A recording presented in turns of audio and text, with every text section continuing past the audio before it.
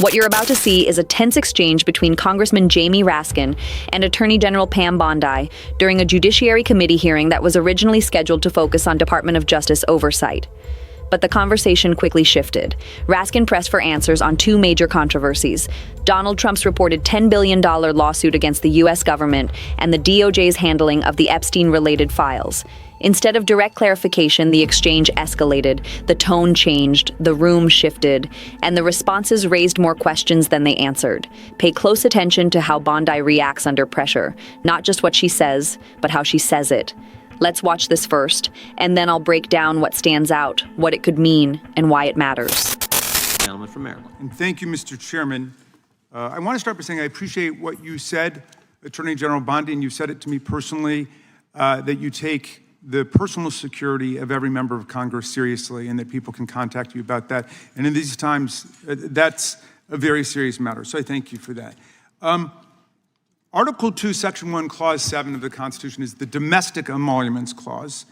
And it says that the president is limited to his salary in office and cannot receive any other money from the federal government while he's in office. It cannot be increased by $1. This president is the first president in U.S. history who has repeatedly sued the federal government for $230 million for the judicial search warrant at Mar-a-Lago, which was perfectly lawful and was never struck down. But now he's suing the IRS for $10 billion. He's suing the IRS for $10 billion, which I think is around 80% of its annual budget, because his tax returns were leaked. And they were illegally leaked by a private contractor who actually is in prison now, Charles Littlejohn. But he wants $10 billion. Now, well, I want to ask you the question of whether you think it would violate the Domestic Emoluments Clause for you to settle that $10 billion case or any of the other claims that the president has made against the government. He himself has remarked, it's interesting because I'm the one that makes the deal, right? And he says, I kind of have to work it out with myself. Do you think it would violate the Domestic Emoluments Clause for the president to work out a deal from people who are his subordinates under his unitary executive theory to get money in one of these cases? I'm not going to discuss pending litigation. Okay, so theoretically you're saying because his privacy rights were violated in that tax case, and they were. I'm with the president on that. I mean, his Mar-a-Lago thing is ridiculous, but there's no doubt that his tax returns, despite the fact that he promised to release them, despite the fact that every other president released the tax returns, he suffered embarrassment when it showed that he hadn't paid taxes for several years, and he had a right for that not to happen. Now, I want to turn back to the Epstein survivors, because President Trump may have been a little bit embarrassed by the release of those tax returns. How much do you think the claims of these survivors are worth? As the good congressman from Kentucky just pointed out, there were lots of survivors who had decided, for reasons of their own, never to release their names. That determination was represented to people in Congress, and we built it into our federal law that their names could not be released, and yet you published their names, their phone numbers, their addresses, personally identifying information. If Donald Trump can get $10 billion theoretically from the Department of Justice, how much should these people get for a far worse violation of their privacy rights and a far greater danger established to them in their lives?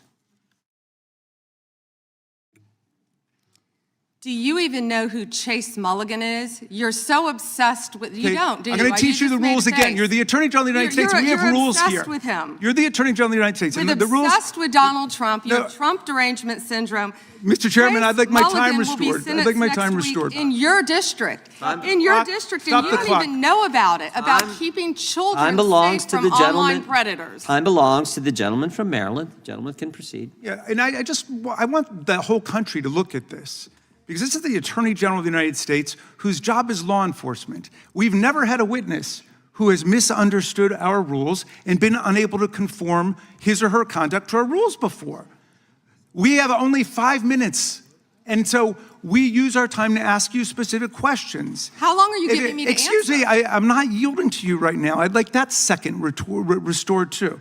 So, Ms. Bondi, the way it works is we ask you a question and you answer it. And if you go off on a wild goose chase, another tangent, you start reading statistics or you start talking about stuff going on in our district. And by the way, I invite you to my district. Come to my district, but that's not what we're here to do today. Okay? So, and you do that, then we're allowed to say we reclaim our time. At that point, you have to be quiet. You have no choice. You have to be quiet. So I hope you understand the rule at this point. Now, here's what I want to ask you. You're in law enforcement. We've seen all kinds of evidence of crimes. And when we go over to the Department of Justice for the 4 computers for every member of Congress, we see more evidence of crimes. Will you create a joint task force of the Department of Justice and governors and state attorney generals and district attorneys across the country to investigate the crimes that have taken place against these victims and more than 1,000 like them? The DOJ is not doing its job. Will you create a task force with state and local law enforcement to make that happen? Gentlelady can respond if she wants to. Thank you, Chairman. He called Chase Mulligan a wild goose chase and didn't even know who he was. He is a defendant in your own district who preyed on girls. Mr. Chairman. Well, you know what? If he were part of the Epstein investigation, you wouldn't do anything about it. Online chat rooms and committed sextortion. Yet he didn't even know in your tiny little district who he was. Mr. Chairman, she's embarrassing you. He's about to be This is your committee, and she is embarrassing you. Shame on you. The time of the gentleman has expired. I would remind the committee that last Congress, Secretary Mayorkas was here numerous times, and he wouldn't answer our questions, even when we sent them to him ahead of time in writing. So that's what we've had to deal with. I think the Attorney General is doing just fine. We have votes shortly. I will go to the gentleman from Virginia. You can feel the desperation coming off her in that clip, can't you? That particular type of loud, performative fury that only surfaces when someone knows they've been cornered. But while she was yelling about Chase Mulligan to burn through her time, she was banking on you missing the actual scandal Raskin was pressing her about. The $10 billion theft hiding in plain sight. So let's dissect the 2 critical questions she refused to answer. Because I did the research and the reality is even more disturbing than Raskin revealed in that room. First, the money. Raskin asked whether it violates the domestic emoluments clause for Trump to sue his own government. Here's the background Bondi conveniently omitted. On January 29th, Donald Trump filed a lawsuit against the Treasury Department and the IRS seeking $10 billion. The reason? A private contractor named Charles Littlejohn leaked Trump's tax returns back in 2020. Littlejohn was caught, prosecuted, and is currently serving 5 years in federal prison. Case closed, right? Not for Trump. He's claiming the leak destroyed his reputation, which, let's be honest, his reputation handled that demolition project all on its own. And now he wants American taxpayers to write him a $10 billion check. Here's where the emoluments clause becomes crucial. Article 2, Section 1, Clause 7 of the Constitution explicitly states the president receives a fixed salary and shall not receive any other emolument from the United States. The framers feared exactly this scenario, a president weaponizing his power to raid the Treasury. Raskin's argument is devastating in its simplicity. Under the unitary executive theory that Trump champions, the president controls the Department of Justice. So you have a situation where the plaintiff, Donald Trump, effectively controls the defendant, the DOJ, which is run by his handpicked loyalist, Pam Bondi. He's suing himself. And he's appointed the person who decides whether to fight the case or settle it. This isn't a lawsuit, it's a money laundering scheme with constitutional window dressing. Second, the deflection tactic. She kept screaming, "Do you even know who Chase Mulligan is?" like it was some devastating gotcha moment. So I looked him up. Chase Mulligan is a real person, a predator from Silver Spring, Maryland, who pleaded guilty to sextortion cases targeting minors. Absolutely heinous crimes. But notice the game Bondi's playing here. She's weaponizing a local criminal case, one that was already prosecuted and resolved with a guilty plea, to distract from the fact that her Department of Justice just released unredacted names of Jeffrey Epstein's victims while simultaneously protecting the identities of his powerful associates. I wonder who she's shielding. Total mystery. She's manufacturing a false equivalence. You don't care about this one predator in your district, so you have no standing to criticize me for catastrophically mishandling a global sex trafficking conspiracy that implicates my boss. It's cynical, it's manipulative, and it's specifically designed to shut down legitimate oversight. She doesn't actually care about Chase Mulligan's victims. She's exploiting their trauma as a prop to protect Donald Trump. What does this mean for you? It means your privacy is transactional. If you're a survivor of abuse, the Department of Justice is supposed to function as your shield. Instead, under Bondi's leadership, it's become a weapon. If releasing your name helps distract from the president's scandals, they'll do it without hesitation. It's like calling the police for help and having them broadcast your home address on social media because the police chief needs a diversion from his own corruption investigation.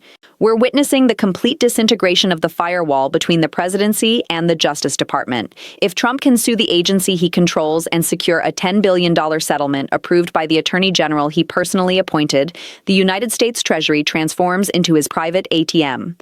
According to reporting from The Guardian and the Associated Press, this lawsuit is unprecedented. No president has ever sued their own administration for monetary damages while in office. It converts the entire government into a self-perpetuating corruption machine where the only losers are taxpayers funding the scheme. Is this lawsuit designed to improve tax return security? Obviously not. The leaker is already behind bars serving 5 years. Is it meant to help victims? Clearly not, as the Epstein survivors sitting in that very hearing room can confirm. It exists purely to feed one man's ego and bank account. Trump is willing to incinerate the credibility of the Justice Department and re-traumatize abuse victims just to extract a settlement from the federal government that he couldn't squeeze from a private entity. As of right now, Bondi is stonewalling. She refuses to state whether she'll recuse herself from the Trump lawsuit. She refuses to apologize to Epstein survivors for the data breach. The Chase Mulligan deflection is all she has remaining. This transcends a heated congressional hearing. It's about a fundamental constitutional question. Is the Attorney General the people's lawyer or the president's defense attorney? When she screams at Raskin about Trump derangement syndrome, literally parroting internet troll talking points, she answers that question definitively. She's not there to enforce the law. She's there to enforce loyalty to Trump. She wants you focused on the hangnail so you don't notice the patient is flatlined on the operating table. But the patient is American justice, and frankly, we should be demanding a second opinion.